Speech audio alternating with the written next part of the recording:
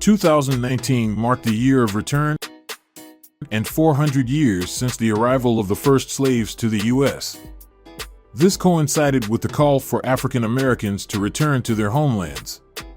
And since then, thousands of Black Americans have in fact been paying heed to the call and making the move to Africa.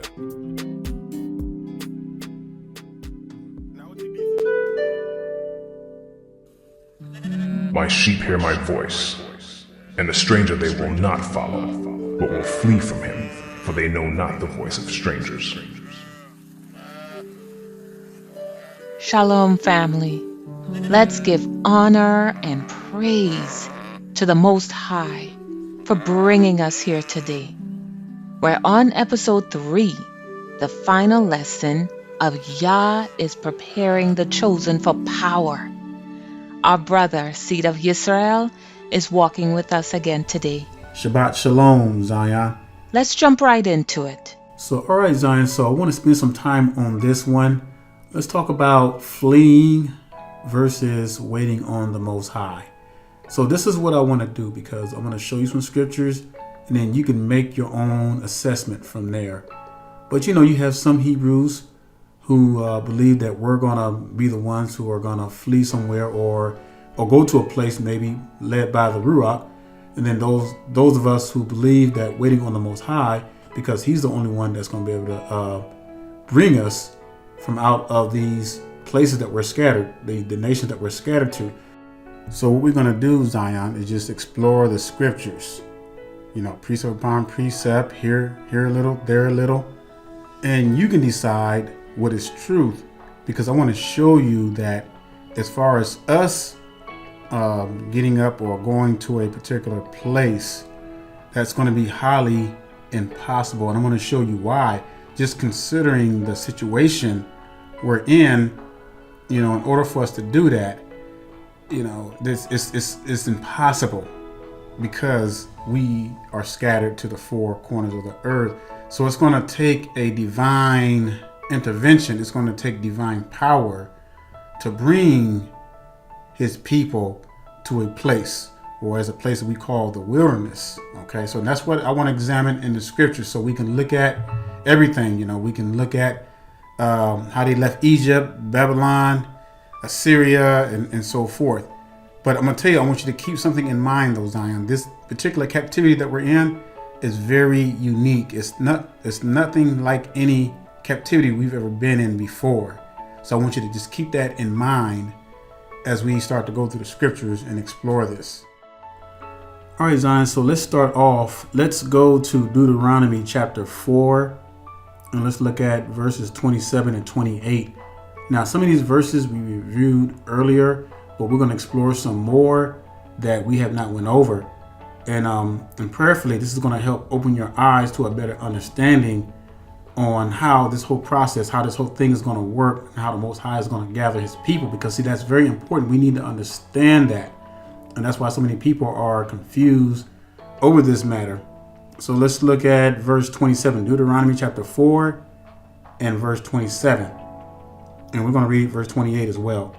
And it says, "And Yahuwah shall scatter you among the nations, and ye shall be left few in number among the heathens, whither Yahuwah shall lead you." All right, now let's examine that for a minute. So it was the Most High who scattered us in the first place, right? Because of the sins of our forefathers. So we had no power over that. So I want you to make clear, okay? You got to understand that it wasn't us who decided to scatter. It was the Most High who scattered. Let me read that part again. "And Yahuwah shall scatter you among the nations, and ye shall be left few in number among the heathens, whither Yahuwah shall lead you." So it wasn't like, Zion, we just all of a sudden decided to split up and we all went our separate ways. No, the Most High allowed us, the Most High scattered us into the nations through our captivities. All right, I want you to really get that, because there's a point that I'm going to bring out towards the end of this. All right, so let's look at verse 28.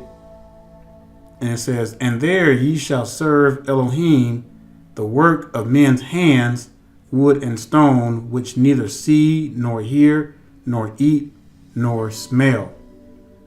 All right, so now we're scattered to the four corners of the earth, right? And now we're caught up in all these religions and Christianity and what have you, Islam, all of it. And everywhere our people are, that's where, what we're doing in our current time, worshiping these idols, our people who are sleeping and stuff like that, who are scattered to the four corners. And so this is the current condition we are in now. We are still scattered now. So how do we get out of that situation? So if some Hebrews are saying that, okay, well, all of a sudden we're going to just come to a place on our own. Well, how would that be possible if our people are already scattered to the four corners? So there's several things that are going on here within Deuteronomy 4:27-28. So for one, we're scattered. And two, we're worshiping idols. We're serving the heathens' gods. All right. That's fair to say because that's what's happening. That's what you look around. I mean, hell, look around to Zion. That's what's happening to our people. We are caught up in all this stuff. So now we're going to have to examine something even further. So before we go further, before we really get into the meat of this, let's look up some precepts, and let's try to look up as many verses as possible on how the Most High is going to gather His people. So that's what we need to do. We need to look how this is going to be done, or if we're going to be doing it, or if we're going to be going to a, going to a place.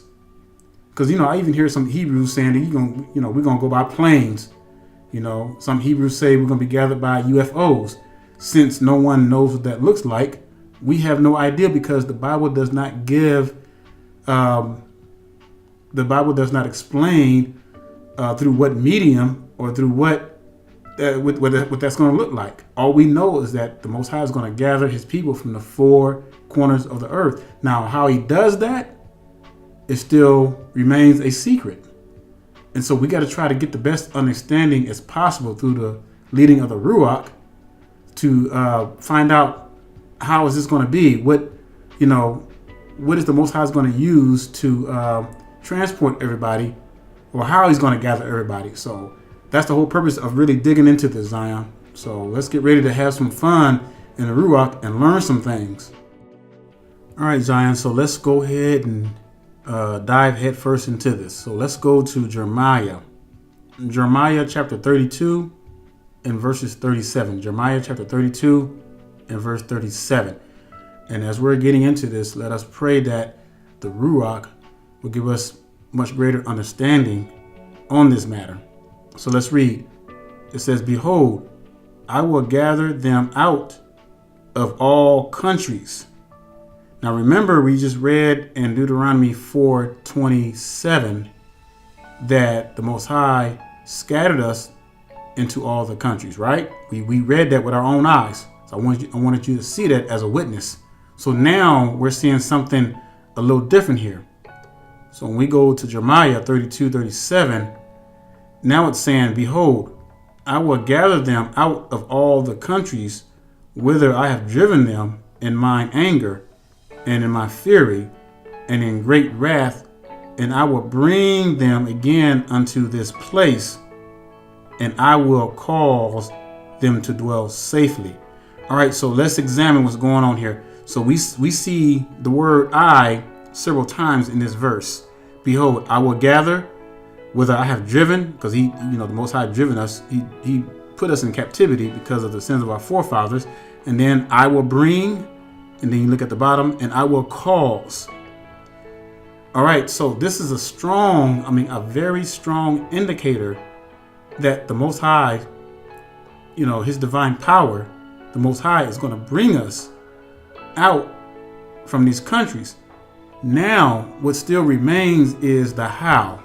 What is the medium, or what is I guess I would say the mode of transportation, the vehicle? What is it going to be? How is He going to gather His people? And it's going to become a little more clearer as we examine more. So let's read that again. It says, "Behold, I will gather them out of all countries, whither I have driven them in my anger and in my fury and in great wrath, and I will bring them out. So now he's saying that I've driven them in my anger and in my fury and great wrath will I bring them again unto this place. Now, why does the Most High say again? When did this take place before? When did the Most High ever bring us to a certain place when we were all together?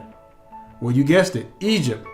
So when we're going to examine that, we're going to examine that too. And see, and I think that's where some Hebrews are getting confused because they're comparing our departure from Egypt with the gathering that's going to happen in the near future or whenever that's going to be. But we're gonna look at all of that and we're going to examine everything. So several things that are happening that's going to happen when the Most High gathers us. There's going to be some wrath poured out. There's going to be some anger, and there's going to be some great destruction. All right. So before we go any further, let's look at some more precepts. Let's get some more so we can even get an even clearer understanding. All right. So this time we're going to still be in the book of Jeremiah, but this time let's go to Jeremiah chapter 30, and let's look at verse 3. And it says, "For lo, the days come, saith Elohim, that I will bring again the captivity of my people Israel and Judah." So you got to understand, when it says my people Israel and Judah, it's talking about the southern and northern tribes.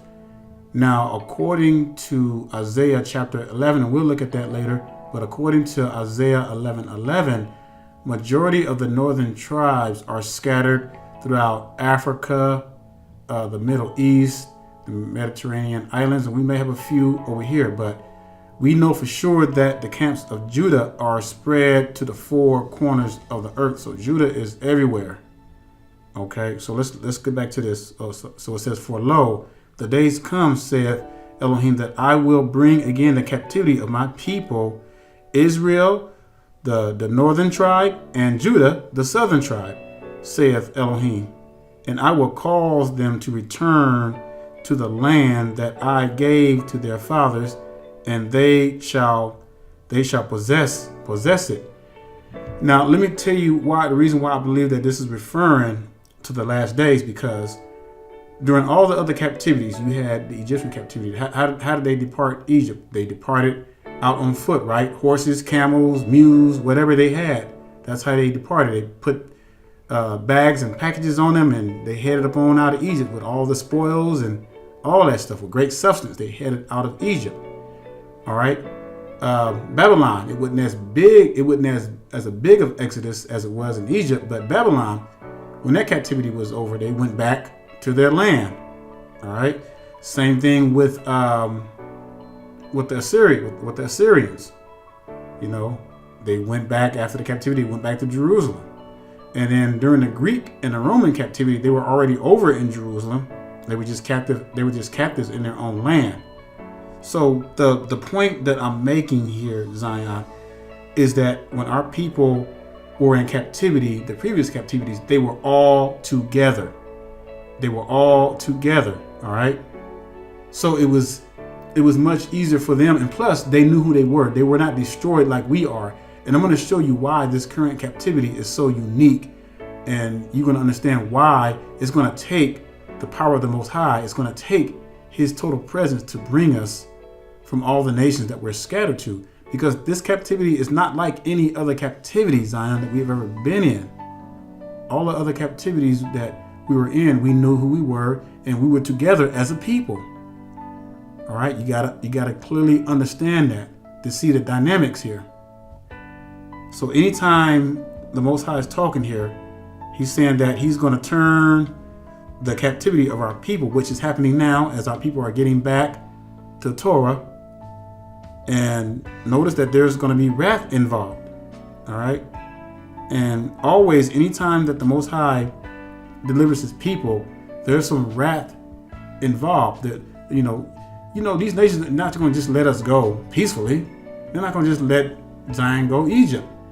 The Most High had to bring Egypt down to its knees in order for them to let us go. And it's the same thing that's going to happen here, Zion. But instead of this world Babylonian system letting us go, the Most High is going to snatch us from it. Now, I want you to keep in mind, we read in Zechariah about the third going through the fire. So all the Most High needs is a third. He's gonna have a third that's going to be the remnant. And those are the ones I believe that are going to be gathered, brothers and sisters. So let's look at some more. Let's get another precept. All right, so let's go to, give me a second here. Let's go to Deuteronomy chapter 30. Let me make sure that's the right one. Yep, Deuteronomy chapter 30. And let's look at verses 1 through 3. Deuteronomy chapter 30 and verses 1 through 3. Let's look at that. And it says, and it shall come to pass when all these things are come upon you, the blessings and the curses and the curse. So what happened? When were we blessed? During King David's rule, we had our blessings. When did the curse come? Well, after, when our forefathers sinned and kept breaking the commandments. So now we're coming out of those curses.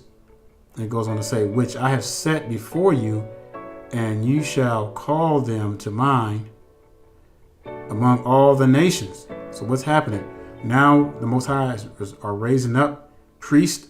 He is raising up servants to spin this message forward to the sleeping Hebrews that are scattered to the four corners of the earth. Now they're waking up and they're starting to join the fold. And our numbers are growing and growing. And then it goes on to say, whither Yahuwah Elohei has driven you. All right, so we read in Deuteronomy 4:27 that we were driven into the nations, we're scattered to the four corners of the earth, and we are few in number. That's why it seems like no matter where we are, it seems like we're outnumbered by the heathens. But technically we're not, because if you were to put us all together, we would well outnumber the heathens. But it just seems that way because we're in their land, we're in their territory. So it seems like we're the minority, but in reality, we are not. So let's look at verse 2. All right, and it reads, and shall return unto Yahuwah Elohei, and shall obey his voice according to all that I command you this day. You and your children, with all your heart and with all your soul. Verse 3, here's the kicker right here. It says, that then Yahuwah Elohei will turn your captivity and have compassion upon you, and will return and gather you from what? From all the nations, whether Yahuwah Elohei has scattered you. So here it is again. So in several places we're reading Zion. I mean, it's clear, it's crystal. He says that he's going to gather us. Now we still yet to see how the Most High is going to gather us. See, that's what we're trying to figure out here. We know that the gathering is going to take place. We know that it's going to be by divine intervention. There's no way that we can do this on our own, Zion. And I'm going to prove it to you why we can't do this on our own. And it's going to make so much sense to you when I read this scripture to you, when I show you. But we cannot just pick up and gather like this on our own because our people are scattered. Where are we going to go? How are we going to organize? One, we don't have an army. We don't have a social structure. We don't have a political structure. We don't have a financial structure. We are confused as a lined rug, Zion, and we are not organized. Daniel, in this last captivity that scattered us to the four corners of the world, it stripped us of everything. We lost our feast days, our diet, our language, our names. We even lost our beliefs in Yah. And so that's why it's going to take divine power to bring us. But don't worry, because I'm going to prove all that to you.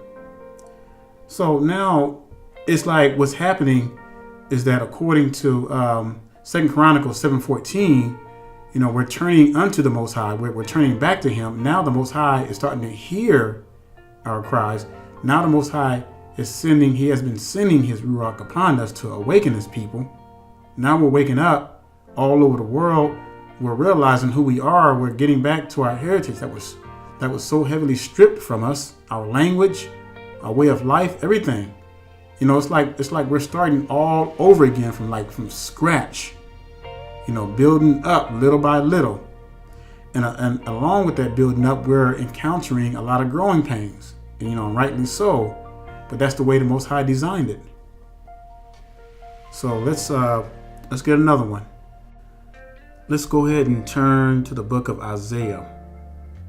Isaiah chapter 43 and verse 5. Isaiah 43 and verse 5. And I got the scriptures up here as well too, so if you can keep up with them. All right, so it says, "Fear not, for I am with thee." Listen to this. "I will bring thy seed." He's talking about his chosen people. "Fear not, for I am with thee. I will bring thy seed from the east and gather thee from the west." All right. So it's clear that the Most High is going to gather his people from the four corners. But what is not clear yet, as of yet, is how that's going to be done. All right. And again, like I say, and like I said before, I hear Hebrews say there's going to be chariots, UFOs, but no one, and let's just keep it real, Zion. No one knows what that looks like. Okay. We don't know how that's going to take place. All we know is that the Most High is going to gather his people from the four corners of the earth. We don't need to be making up stuff, assuming stuff. We need to keep it real and read the scriptures as it is. All right, because we can make all kinds of assumptions all day long how the Most High is going to deliver his people, whether they're going to use chariots, whether they're going to use, whether he's going to use some kind of divine power to open up portals. I don't know. All we know is that the Most High got this. He got this. The only thing we got to do is make sure that we got ourselves together so that we can be ready for when that time comes.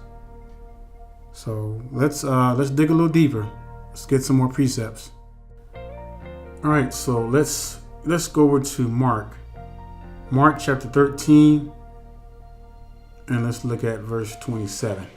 Mark chapter 13 and verse 27. And it says, "And then shall he send his angels." He's going to send his angels. So we know, so if he's going to send his angels to gather us, we know for sure that this cannot be on our own merits. This cannot be on our own will. I mean, if we're supposed to move on our own will, then why would he need to send the angels to gather us from the four corners of the earth? You see what I'm saying? We gotta use the brains that the Most High has given us, Zion. We gotta use our senses to think this thing through, okay? Because this thing is way bigger than us, and it's gonna take some serious divine power to gather his people from the four corners of the elect, because these heathen nations got a tight rope on us, Zion. And I don't think you're hearing me. One more time, please, brother. So let's read that again. Mark 13:27. "And then shall he send his angels, and shall gather together his elect from the four winds, from the uttermost part of the earth to the uttermost part of the heaven." So this is talking about all over the world, Zion, wherever his people are scattered to. But then again, it does not say, or it's not specific on what medium is that what's going to be used to gather his people. All right, so that's what we're still trying to get to. We know that we're going to be gathered by a powerful force. We just don't know. We just don't quite know what that looks like. So let's keep digging until we get close to an answer. All right, so let's go to Matthew this time, the book of Matthew. Matthew chapter 24 and 31. And we know this is the end times because, anyone of you who studied Matthew chapter 24 is when Mashiach was given the signs that we will be living in the end days. So let's look at this. Matthew 24:31. And it says, "And he shall send his angels with a great sound of a trumpet, and they shall gather together his elect from the four winds, from one end of heaven to the other." Again, it's a second testimony in Matthew Matthew 24:31. And he shall send his angels with a great sound of a trumpet, and they shall gather together his elect from the four winds, from one end of heaven to the other. All right, so now we're starting to get a little more clue here. So we know when the Most High sends his angels, there's going to be a sound, brothers and sisters, like a trumpet. You know, it says, and he shall send his angels with a great trumpet. What did we read in Luke? What did we read in Matthew and Mark? We read that he shall send his angels. But, you know, it just says that he would send his angels to gather his elect from the four corners. So when we come over here to Matthew, and that's why we have to read precept upon precept, line upon line, here a little and there a little, so we can get a better understanding of it. So now it's giving us more detail. And he shall send his angels with a great sound of a trumpet, and they shall gather together his elect from the four winds, from one end of heaven to the other. So this gives us a little more clue of kind of what it's going to possibly look like, but we still need more. We still don't know as far as what they're going to use to gather the Most High's people. And so we're gonna keep digging until we can find something that gives us some answers, Zion. And that's the whole purpose of studying the Most High's Word, is really digging so that we can find answers, digging into His Word like hidden treasures. So let's keep going. All right, so now let's go to Isaiah, the book of Isaiah, chapter 11, and we're going to read verses 11 through 12. All right, so let's look at that. And it says, and it shall come to pass in that day that Yahuwah shall set his hand again the second time to recover the remnant of his people. Now let's look at that very closely, because there's some key words in here that we're going to have to really bring out. So let me start at the very beginning. And it shall come to pass in that day that Yahuwah shall set his hand again the second time. That second time, when did the second Adam come the first time? He came back during when the Roman was ruling. And so that was the first time. Now the second time has not happened yet. And this is why I know this verse is talking about the last days. This is in the future, Zion. This has not happened yet. It will happen, but it has not happened yet. So let's read that again. And it shall come to pass in that day that Yahuwah shall set his hand again the second time to recover the remnant. Who's going to be that remnant? Remember we read back in Zechariah that the Most High is going to bring a third through the fire. That's that remnant. I'm telling you, it's all starting to come together. You just have to put the pieces together. All right, to recover the remnant of his people, which shall be left from Assyria and from Egypt and from Pathros and from Cush and from Elam and from Shinar and from Hamath and from the islands of the sea. And he shall set up an ensign for the nations, and shall assemble the outcast of Israel. Outcast of Israel, what happened? The northern tribes are scattered throughout Africa, the Middle East, and the Mediterranean islands. And then it goes on to say, and gather together the dispersed of Judah from the four corners of the earth. And see, Zion, when we talk about fleeing, okay, so let's just say for the sake of edification. So let's say that everybody just decided, every awakened Hebrew just decided they're going to flee. Well, where are you going to go? Where are you going to go where you feel like you're going to be safe?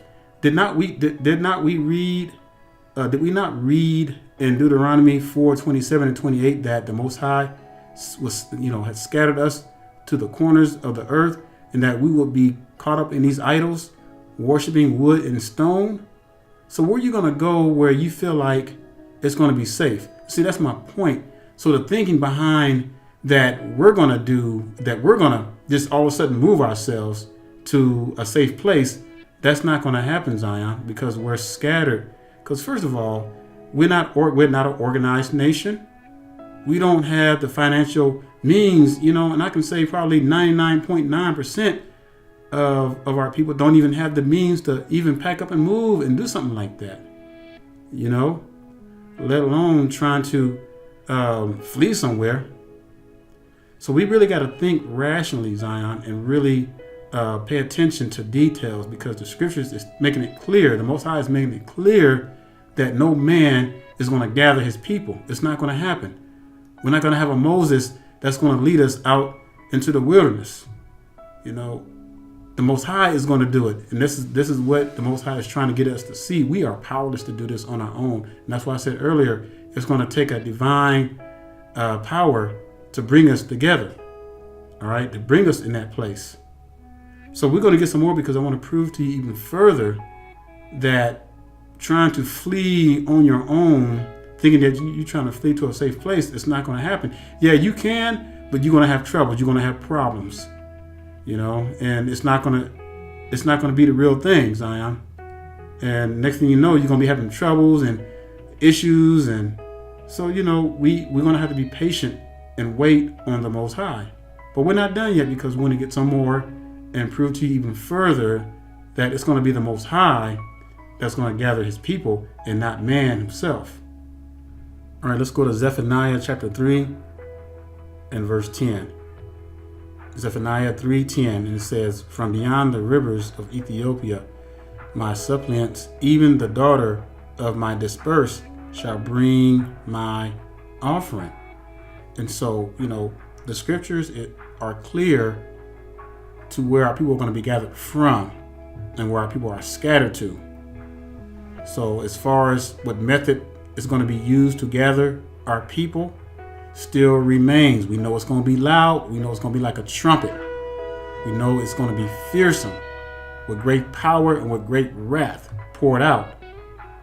And that's how the Most High is going to deliver. It's not going to be nothing like Egypt, you know, maybe similar in a sense of, you know, the plagues falling. But with Egypt, all our people were together and they all left out together. But we are, in this current time, we are scattered, Zion, so we can't leave out together, you know, like on foot, like our forefathers did in Egypt. And like I said earlier, it's going to take a divine power to bring us. And he already said that he's going to send his angels to do it. Now, what those angels use, we don't know. We really don't know. And if anybody tells you that they do, then they're lying to you, because we don't. You know, or we know that we're going to be gathered. All right, Zion, so before we move on, now I talked about fleeing earlier. And I want to show you where some of our brothers and sisters are getting this concept from when it comes to fleeing, because they're seeing the word flee Babylon and they think that it's referring to America. Now, I did a lesson on Babylon the Great. You can go back and check that out, but I'm not going to stay long on this because I want to make a quick point before we move on, because I don't want to lose my chain of thought.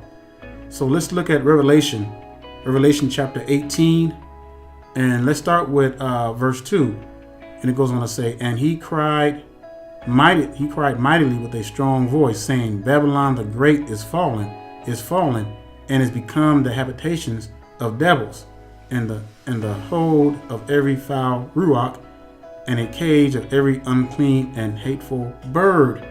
Okay, this is not talking about America per se, even though America is part of Babylon. It's part of the Babylonian system, part of Babylon, but this is not talking about America. So a lot of people feel like, oh, we got to flee America. That's not what that's talking about, because no matter where you go, there's going to be corruption, there's going to be abominations. Remember, our people were scattered to the four corners of the earth. They weren't just scattered to America, Zion. Our people are all over the world.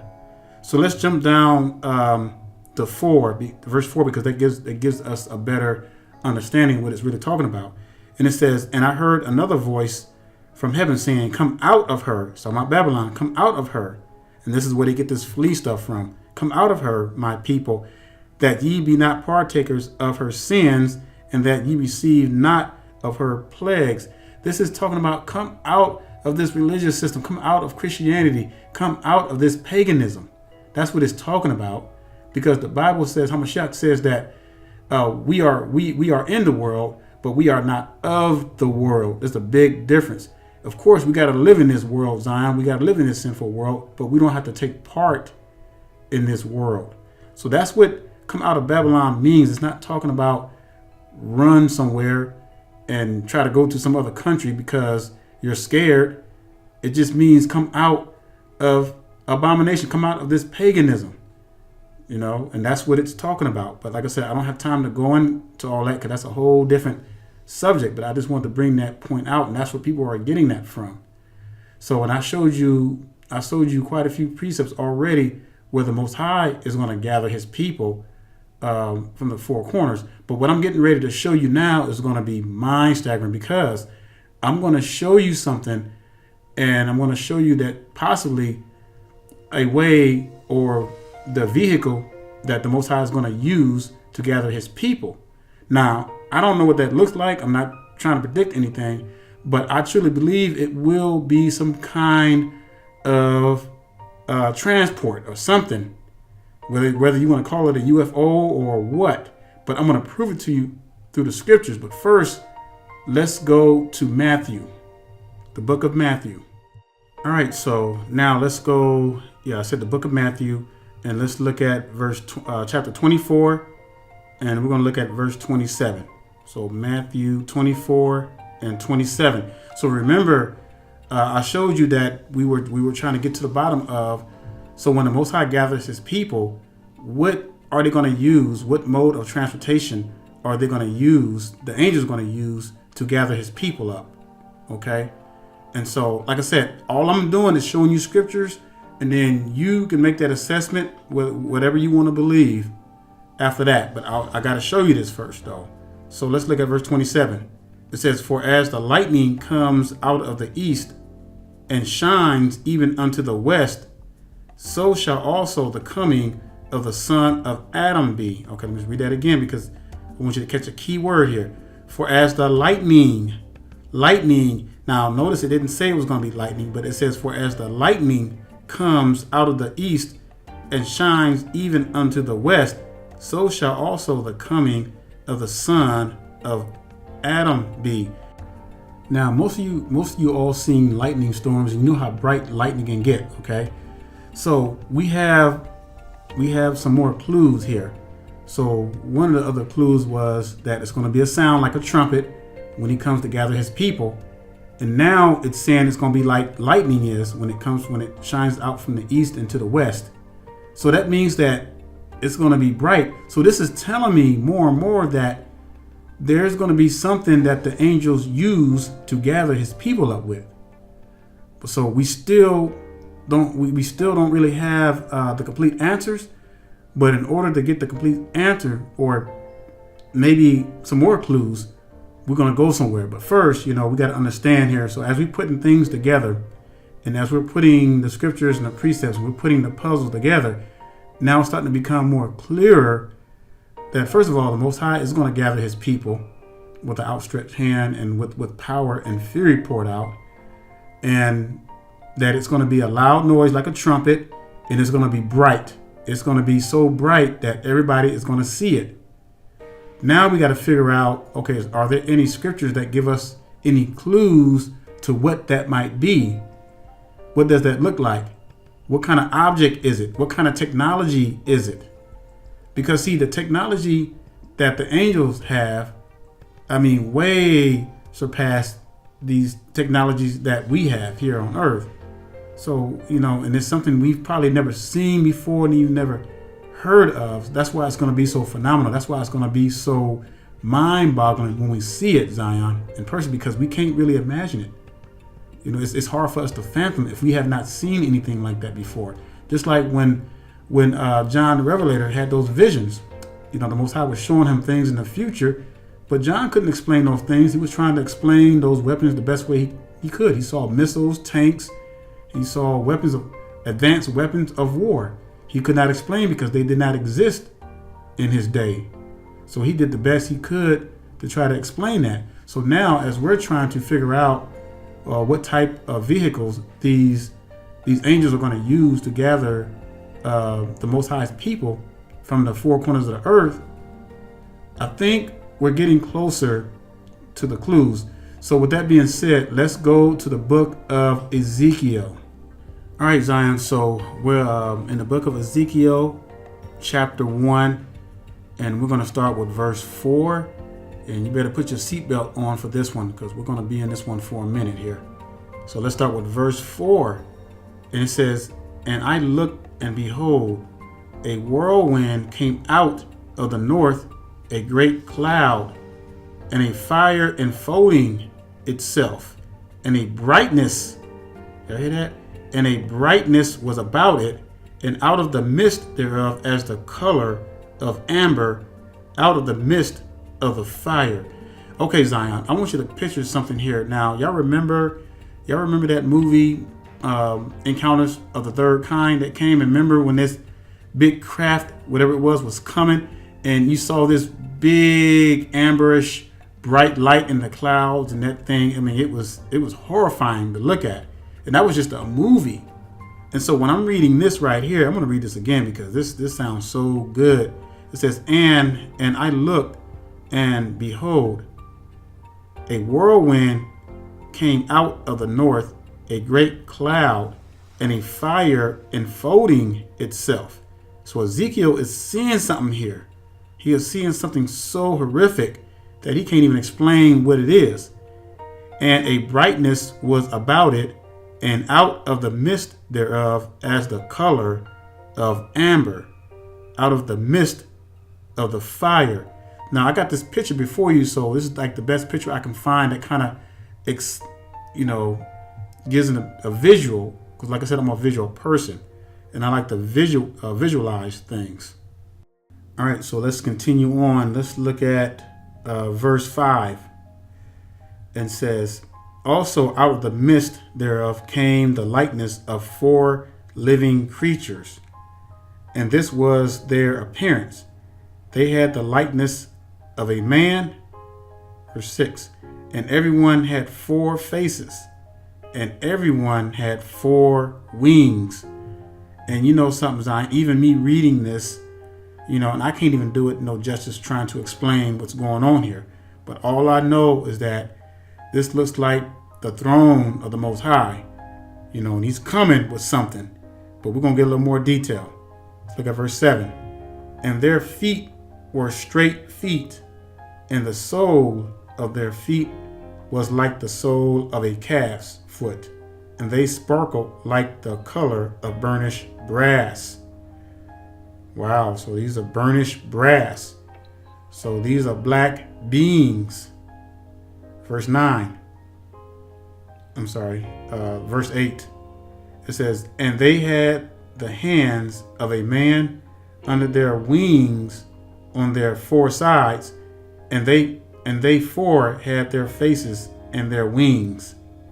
Their wings were joined one to another. They turned not when they went everyone straight forward." In verse 10, "As for the likeness of their faces, they 4 had the face of a man and the face of a lion on the right side, and they 4 had the face of an ox on the left side. They 4 also had the face of an eagle." These are creatures, boy, that and I see why now when it says that the heathens were, say, to the rocks, "Fall on us and hide us from the face of him that sitteth on a throne," because this is the Most High's throne, and when the way this thing looks, and we can't even imagine, Zion. We can't even imagine it. Verse 11, "Thus were their faces, and their wings were stretched upward. 2 wings on every one were joined one to another, and 2 covered their bodies. And they went every one straight forward whither the Ruach was to go. They went, and they turned not when they went. As for the likeness," and this is verse 13, "as for the likeness of the living creatures, their appearance was like burning coals of fire, and like the appearance of lamps. It went up and down among the living creatures, and the fire was bright, and out of the fire went forth lightning." Now hear that? Lightning. What did we read? "As lightning comes from the east and shining unto the west, so shall the Son of Man be." It's the same descriptions, I'm telling you, we're getting closer and closer to what this thing really is going to look like when the Most High comes back. This is giving us a lot of clues right here in his word. Let's look at verse 14. And the living creatures ran and returned as the appearance of a flash of lightning. There's that word again, flash of lightning. Remember, we read that in Matthew 24:27. As lightning shineth out from the east, also to the west, so shall the Son of Man be. So it looks like this same craft, this same technology, whatever it is that was shown to Matthew and to John and to Ezekiel, is the same thing that we're going to see, brothers and sisters, when the Most High comes back. This stuff is powerful. All right, so let's continue on here. Verse 15, it says, Now as I beheld the living creatures, behold, one ophon upon the earth by the living creatures with their four faces. Verse 16, and the appearance of the ophium and their work was like unto the color of beryl. And they four had one likeness in their appearance, and their work was as it were an ophon in the middle of an ophon, or wheel. The wheel in the middle of a wheel. So this I'm telling you, Zion, this has to be some kind of craft that the Most High, some kind of high technology, the angelic, heavenly technology. And this is a literal physical object that we're seeing here, a wheel in the middle of a wheel. Ezekiel is doing his best to try to explain what he is seeing right here. It says, when they went upon their four sides, and they turned not when they went. And that's verse 17. And it says, verse 18, as for their rings, not wings, their rings, as in like a circle, they were so high that they were dreadful, and their rings were full of eyes round about them four. Y'all remember the movie that came out? What was the name of that movie? Oh, the Avengers, not Infinity Wars, but Endgame, the one that just came out.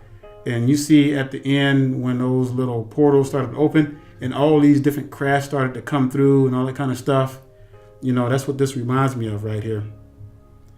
And this thing is going to be a horrific sight, Zion. We ain't seeing nothing.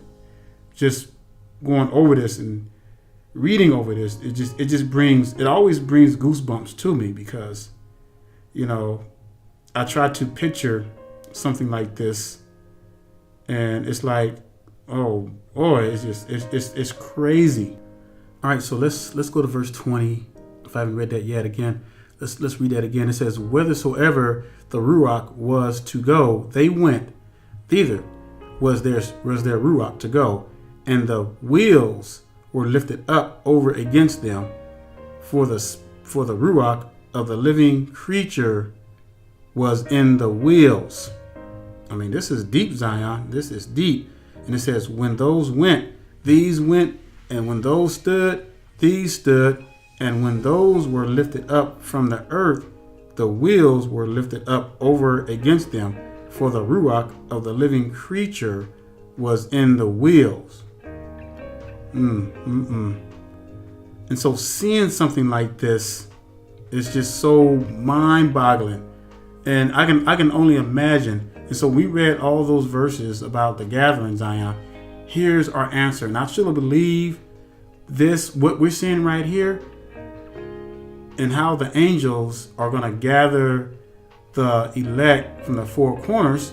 This is possibly that this is the way it's going to be. Now, I'm not saying that it's going to be this. I don't know. All I'm doing is just providing you scriptures and letting you make the assessment. So from what I've gathered and the conclusion that I'm coming to, Zion, according to what I'm reading, I truly believe that the Most High, when he sends his angels, they're going to be using some kind of high technology crafts, however, what they are, according to what I'm reading in Ezekiel, because that's what this is.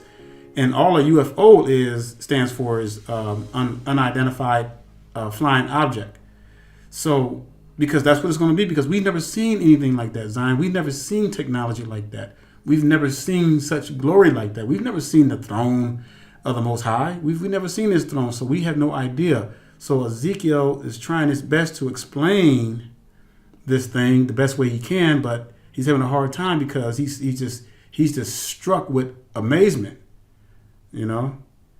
Okay, so let's jump down to verse 28, and you all can go back and read. I would encourage you to just go back and just do an in-depth reading of that. You know, you may want to try to, to get better understanding of it. Try to read it in different translations, but I mean, this is just, it's powerful. It's powerful, Zion. Let's look at verse 28.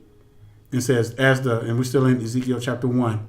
It says, as the appearance of the bow that is in the cloud in the day of rain, so was the appearance of the brightness round about. This was the appearance of the likeness of the glory of Yahuwah. And when I saw it, I fell upon my face, and I heard a voice of one that spoke.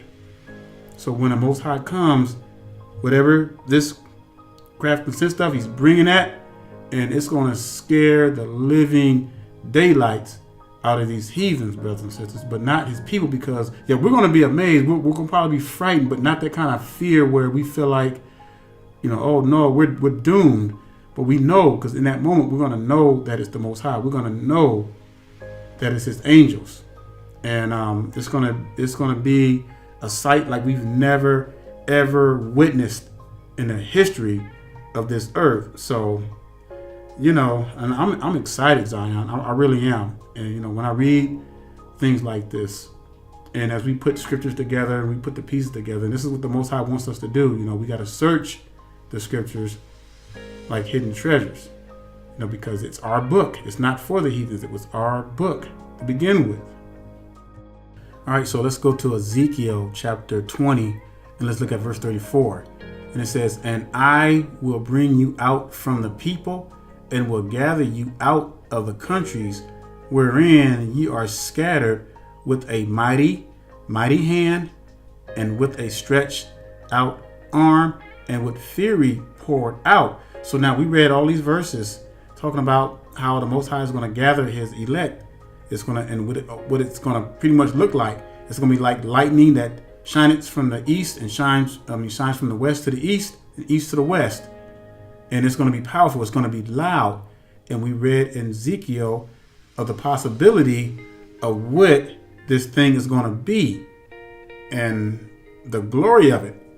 So, and I can pretty much say with a surety, Zion, that the way the Most High is going to gather his people is going to be used by some kind of craft. I don't even know what to call it. I really don't. I wouldn't know how to explain it. But if you want to call it UFOs, chariots, whatever.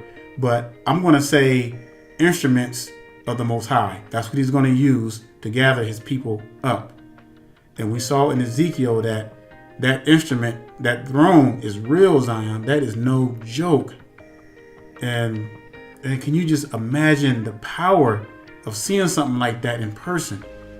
We would be shaking in our pants. We wouldn't know what to do. It'd just be so horrifying to see, because we can't imagine, because we ain't seen nothing like that before. And let's look at verse 35.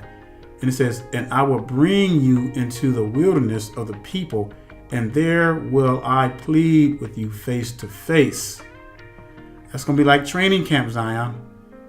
And, we better get ready for it. So when he comes and gathers us, it's going to be with fury poured out. It's going to have to be. That's the only way. And there's no way that we can do this on our own, Zion. It's impossible. We can't. Not after the scriptures we just read over. All right, let's look at verse 36. And it says, like as I pleaded with your fathers in the wilderness of the land of Mizraim, so will I plead with you, says Adonai Yahuwah. And this is going to be one of them things, Zion, where the Most High is going to teach us everything. And when he says plead, he's going to cause us to pass under the rod, because it says that if you read down in the later chapters, in the further verses, when you read. And here it is right here, 37. It says, and I will cause you to pass under the rod, and I will bring you into the bond of the covenant. What is a rod used for? Rod is used for correction, for straightening out things. And so how that's going to be used, I don't know. I don't know if it's a literal rod or if it's a spiritual rod. I'm thinking it's more of a spiritual rod, because we're going to be tested, because the Most High says later in the verses that he's going to weed out the rebels. He's going to purge out the rebels among us. So Zion, I'm telling you, the Most High has our back. If we truly are keeping ourselves in the Most High, we working out our salvation with fear and trembling, the Most High has our backs. He's going to take care of his people. And like I said earlier, I know it gets frustrating with our family members, our friends, and other people that we try to witness to. But I'm telling you, Zion, it's going to be well worth it. We just got to hang in there. We can't become weary. We can't become faint-hearted. And that's the last thing we need to do. And we need to remain strong in this walk, because as these years go by and as we get closer and closer to the coming of our Mashiach, Zion, it's gonna be time to straighten up and fly right. We got to get our own houses in order. Get ourselves worked on and purified, as we talked about earlier, going through the fire and what that's going to consist of. All right, so go ahead and write these scriptures down, because they're not going to be listed up here. So make sure you write these scriptures down. All right, let's go to Jeremiah, because, see, this is what we don't want to do, Zion. Let's go to Jeremiah chapter 17 and verse 5. Jeremiah chapter 17 and verse 5. It says, "Thus saith Elohim, cursed be the man that trusted in man, and maketh flesh his arm, and whose heart depart from Yahuwah." It's important, Zion. We must keep our full trust, because man is going to fail us every time. See, we are carnal, Zion. We are carnal, and we are wicked. So why would you want to put trust in man when you can put trust in the divine source and you got unlimited power? But no, we don't want that. We want man worship. We want to look to man for answers instead of coming to the Most High. Okay, let's go to Colossians. Colossians chapter 2 and verse 8. That's going to be Colossians chapter 2 and verse 8. And it says, "Beware lest any man spoil you through philosophy and vain deceit, after the tradition of men, and after the rudiments of the world, and not after Mashiach." Got to be careful, saints. That's coming from Colossians chapter 2 and verse 8. All right, let's go to Matthew chapter 15 and verse 9. Matthew chapter 15 and verse 9. Excuse me. Matthew chapter 15 and verse 9. It says, "But in vain they do worship me, teaching for doctrines the commandments of men." Teaching for the doctrines, the commandments of men. We must test the spirit, Zion, not following after just anybody. Testing the spirits. All right. So let's go to 1 Timothy. 1 Timothy chapter 4 and verse 1. 1 Timothy chapter 4 and verse 1. It says, "Now the Ruach speaketh expressly that in the latter times," the last days we're living in, these current times, it says, "some shall depart from the faith, giving heed to seducing spirits and doctrines of devils." What did I say earlier, Zion? I said that many of our people are going to start falling away because they don't have no root planted. Their house is planted on the sand, and when the wind comes, they're going to be blown away. They're going to be blown away. They're going to walk away, and the parable of the sword is going to hit its mark. I didn't write this word, Zion. This was long here, way before we got here. All right, let's look at Psalms. Let's look at Psalms chapter 118. Psalms chapter 118 and verses 8 through 9. It says, "It is better to trust in Elohim. It is better to trust in Elohim than to put confidence in man. It is better to trust in Yahuwah than to put confidence in princes. So that's actually, it is better to trust in Yahuwah than to put confidence in princes. And it is better to trust in Yahuwah than to put confidence in man. We got to be careful, Zion. Got to be very careful. And this is one of my favorite verses right here. I love this verse. So this is going to be Ecclesiasticus chapter 23, verses 19 through 20, because see, there's nothing that we can hide from the Most High. I don't care what it is. There's nothing we can hide from the Most High. So Ecclesiasticus 23:19, Ecclesiasticus 23:19 through 20. And it says, such a man only feareth the eyes of men, and knoweth not that the eyes of Yahuwah are 10,000 times brighter than the sun. Y'all hear that? Beholding all the ways of men, and considering the most secret parts. He knew all things ere ever they were created, so also after they were perfected, he looked upon them all. One more time, please, brother. Read that first part. It says that the eyes of Yahuwah are 10,000 times brighter than the sun. We can't even look at the sun without our eyes becoming damaged, Zion. And here it says that the eyes of Yahuwah are 10,000 times brighter. Y'all hear me? 10,000 times brighter. No matter how smart we think we are, we're not smarter than ABBA YAH. No matter how much we think we can get away with, Yah sees it all. The Chief Shepherd is preparing his sheep to receive power. Also, our Elohim, ABBA YAH, will come and gather his sheep to protect them from the destruction that is to come. Daniel, this has been a good, well-needed lesson for the sheep here, and definitely we need more like it. We now know these things are coming, but some may have some fear. So, brother, please give us a word of encouragement. So, Zion, look, we have nothing to fear. The only thing that we have to fear is that we find ourselves outside of the grace of Mashiah. And that's something that we're going to have to really plug down and put our feet to the ground and make sure that we're planted on solid foundations, Zion, because I'm telling you, the great shaking is already happening. Many of our people are being shaken out left and right, and only the strong are going to remain. Only the strong is going to remain. And I did not write that. So, Zion, stay encouraged. Study this word. In and out of season. Study this word. And pray. Practice trusting in the Most High. We got to change our thinking patterns.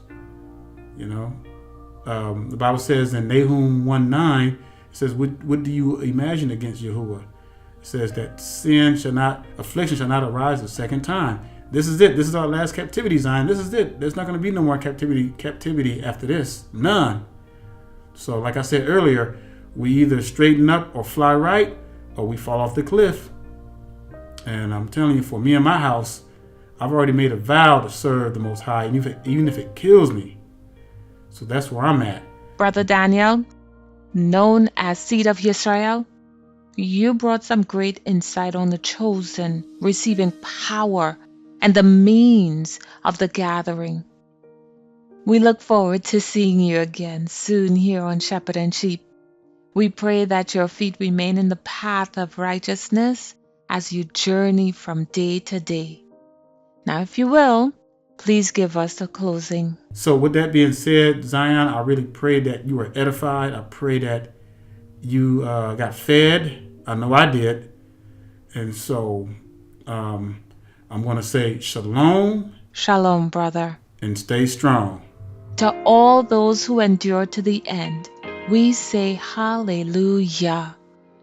We must learn to give Yah ample time each day, despite having a short attention span.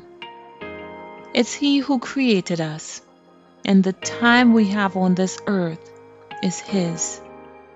There will be helpful links below. Please feel free to leave a helpful comment to uplift the sheep. Remember to like, subscribe, and share this video. And the next time we're tempted to step outside of the path of righteousness, remember, Yah says,